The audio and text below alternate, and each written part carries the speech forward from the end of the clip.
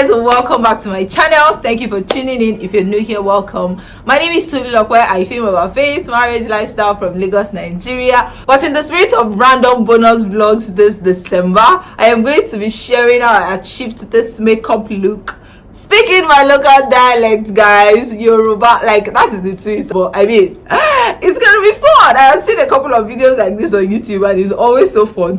Let's jump right into it, guys. See ya. Ẹ rọra níbẹ̀ yẹn o. Ẹ káàbọ̀ sí orí ètò mi. Orúkọ mi ni Tolulope Solutions. Tí ó bá jẹ́ pé ìgbà àkọ́kọ́ yín ni ní orí ètò mi, ẹ káàbọ̀. Ní orí ètò yìí, mo máa ń sọ̀rọ̀ nípa ìgbàgbọ́ wa nínú Ọlọ́run, ọ̀rọ̀ láàrin ọkọ àti ìyàwó àti àwọn tó ń fẹ́ra wọn tó máa lọ sí ọ̀rọ̀ ọkọ àti ìyàwó. A dẹ̀ máa ń sọ̀rọ̀ nípa àwọn nǹkan tá a máa ń ṣe ní ojoojúmọ́, bí pé kẹ́ bá wa rí àwọn nǹkan tó máa ń ṣẹlẹ̀ nínú ayé wa àti bẹ́ẹ̀ bẹ́ẹ̀ lọ. So ní òní, bí ẹ ti ṣe máa rí ní ìkan tí mo kọ sí abẹ́ fíìmù yìí, mo máa ṣe ojú mi. Mo ti rí irú fídíò yìí ní oríṣiríṣi kiri YouTube. Mo dẹ̀ mọ̀ pé nǹkan tó máa dùn ni. In fact, bí mo ṣe bẹ̀rẹ̀ yìí ó ti ń dùn mọ́ mi fúnra mi, ṣùgbọ́n kí a má fa ọ̀rọ̀ gùn lọ títí o, mo máa fi ibi tí mo kó àwọn nǹkan tí mo máa fi ń ṣe ojú mi hàn yín. Ṣé ẹ ń rí ṣá?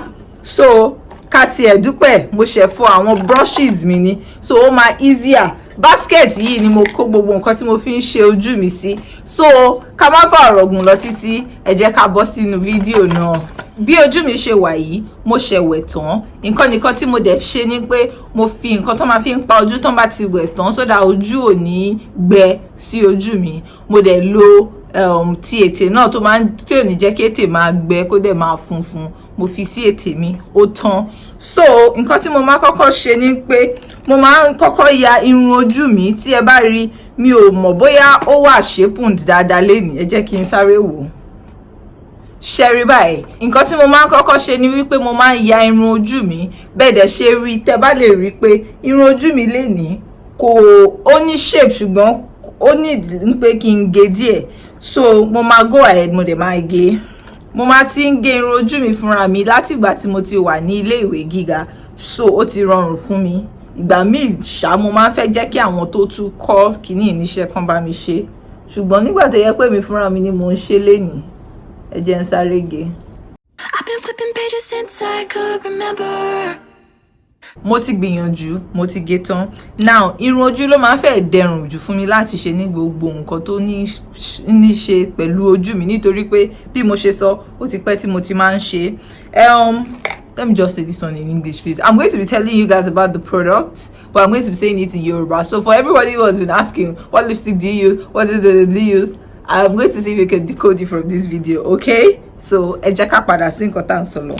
Ìkan tí mo fi máa ń ṣe irun ojú mi leléyìí. Normal eye pencil tó máa ń tà ní àwọn 50 naira, 100 naira ni mo máa ń lò. Nítorí pé kí ni, nígbà tí mo ti lo àwọn olówó ńlá tí mo rí pé nígbà míì ó máa ń jẹ́ kí irun eyebrow mi kó máa nù, ó máa nù. Nígbà tí bá ti délé lálẹ́, mo wá padà sí eléyìí, ó dáa gan. Kí náà máa ń pè é? Ìyàn tó na Goliath nínú Bible, orúkọ ẹ̀ ní eye pencil yìí. So ẹ jẹ́ kí n ṣe irun ojú mi. It told me I had to be within the lines of 2 degrees and 9 to 5. Mo ti yà tán, mo wá máa mú nǹkan tó máa fi ń jẹ́ kó ní definition, mo máa fi sí. See, you guys should just pardon me.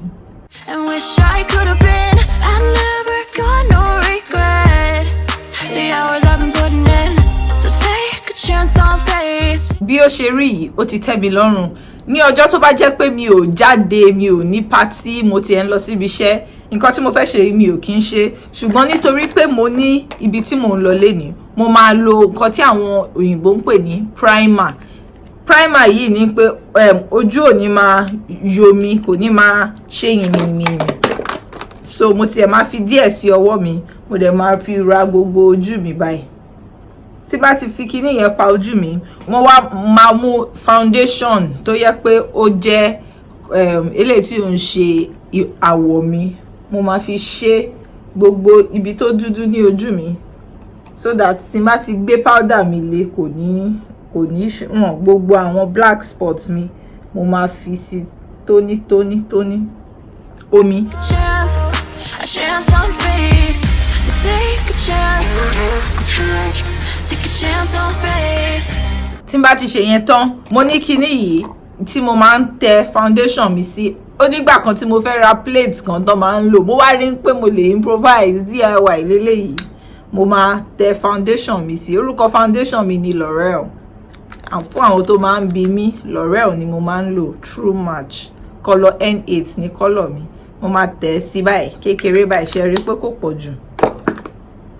Mo wá máa mú foundation brush. Gbogbo àwọn brushes tí mo ń lò yìí, kíní ló ṣe, ẹ jẹ́ kí n wo orúkọ ẹ̀, mo ti gbàgbé. Real Techniques ló ṣe gbogbo ẹ̀, gbogbo àwọn brushes mi. Torí pé láti ìgbà tí mo sì máa ń lò wọ́n, mo rí pé wọ́n dáa. Ẹ jẹ́ kí n yọ yẹtí kúrò.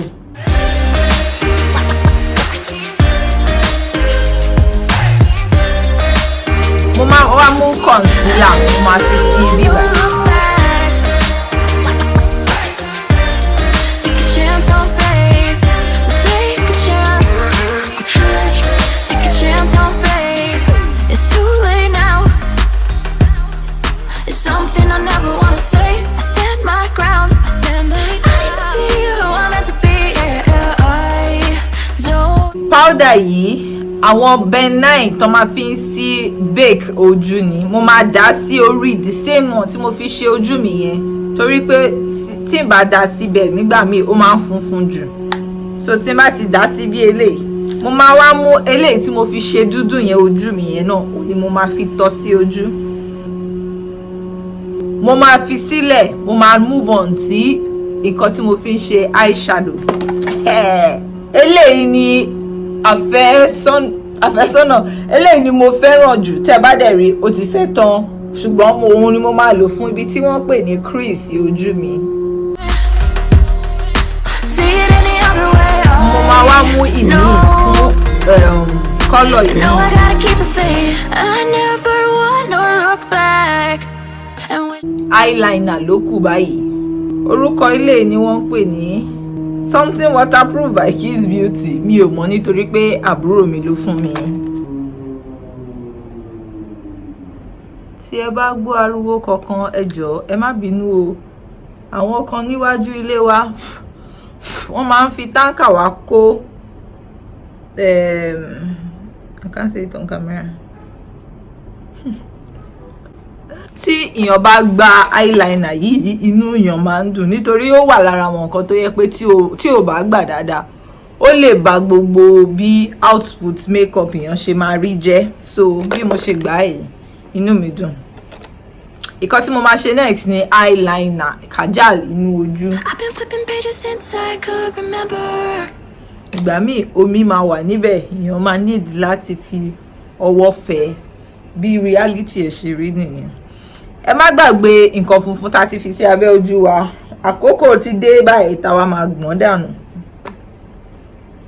Tẹ́ bá lọ fi sílẹ̀ síbẹ̀, ó lè lọ nǹkan tí wọ́n máa ń fún ọ lọ́jọ́ ìbí fún ìgbà tó bá ń ṣe ayẹyẹ, ó lè lọ cake. Oh my days. Kó lọ máa ní àwọn ìlànà ìtumọ̀ cake yẹn o. Báyìí tí ojú ti dá dúró, mi ò fẹ́ ṣe púpọ̀ fún ojú yẹn.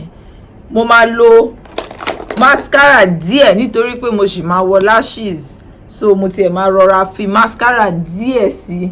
Orúkọ mascara mi ni Lash Sensational.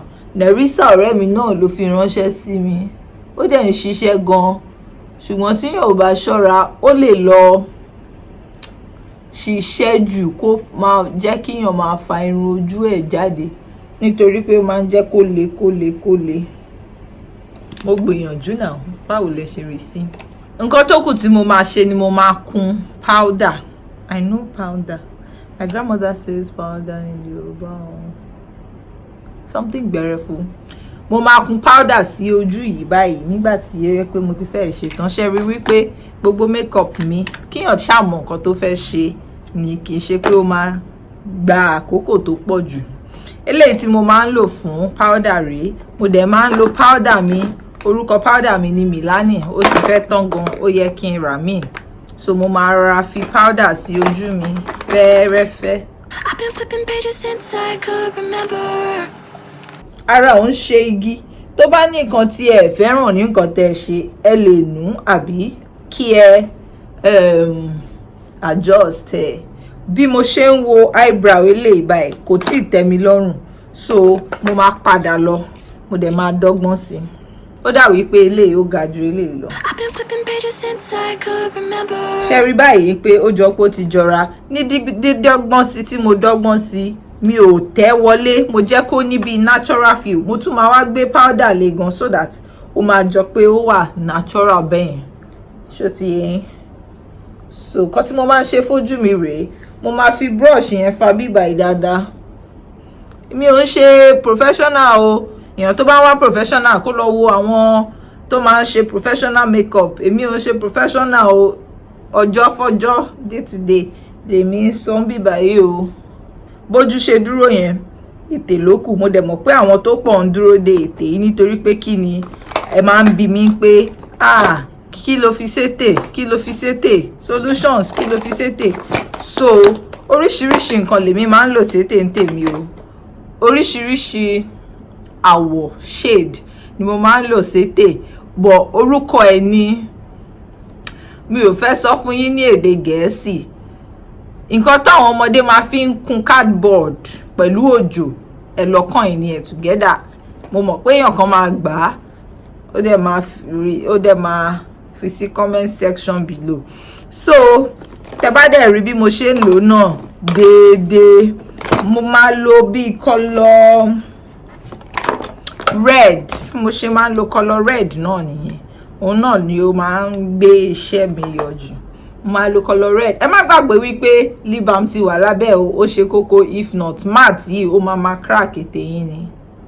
I've been flipping pages since I could remember.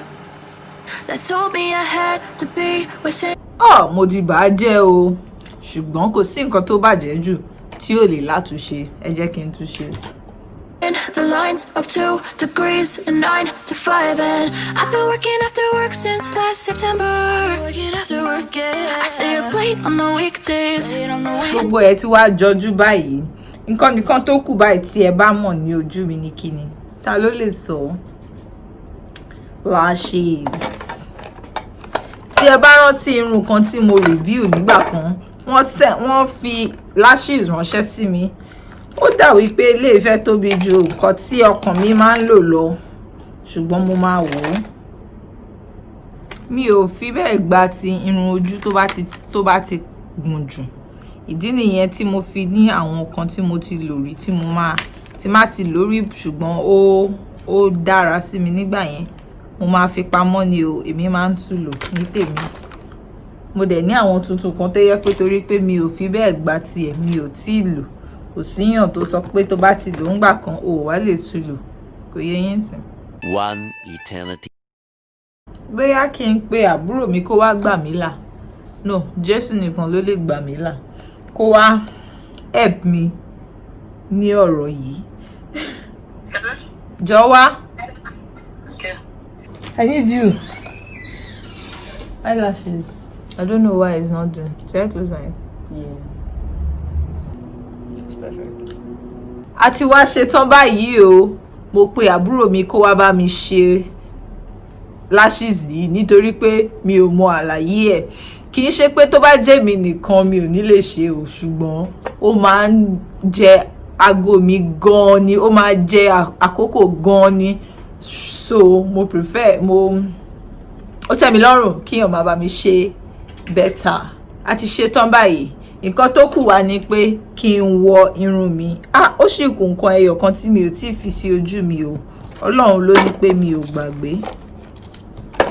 Òun ni wọ́n pè ní glow. Àwọn aṣáwọlé ni wọ́n máa ń pè é. Mo dẹ̀ máa lo abẹ̀bẹ̀ yìí àti aṣáwọlé tí mo máa ń lò. Mo rà á ní America. Wet and Wild ni wọ́n ń pe orúkọ ẹ̀. Mo dẹ̀ máa rọra fi sí bèbè imú mi báyìí. Ìyẹn kì í lò kó pọ̀ jù o. Báyìí. Orí igi ẹ̀rẹ̀kẹ́ báyìí. Ṣé ti rí bẹ́ẹ̀ yẹn? Àṣàwọlé iná máa ń pè báyìí. ṣó ti yé yín, so ibi tó dá dúró fún glow nìyẹn. Last one tí mo máa ń ṣe ni pé mo máa wá fi kíní yìí sí, wọ́n máa ń jẹ́ kíní yìí ní nǹkan tó máa jẹ́ kí gbogbo ẹ̀ kó papọ̀ kó compact papọ̀ tí ó dẹ̀ ní jẹ́ kí ó tètè kúrò ní ojú ènìyàn. So èèyàn tí ẹ máa spray ẹ̀ bí eléyìí.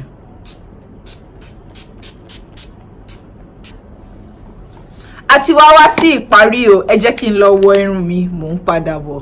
No, I gotta keep the faith. I never wanna look back and wish I could have been.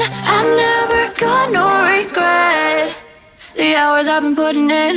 So take a chance on faith. Orúkọ mi ni no. This is funny. Àwọn ọmọ kékèké tó ṣì ń fẹ́ ara wọn, not ọmọ kékèké, is not child abuse. Today. Wet and stop. Before I say wet and wide. I've been flipping pages since I could remember. That told me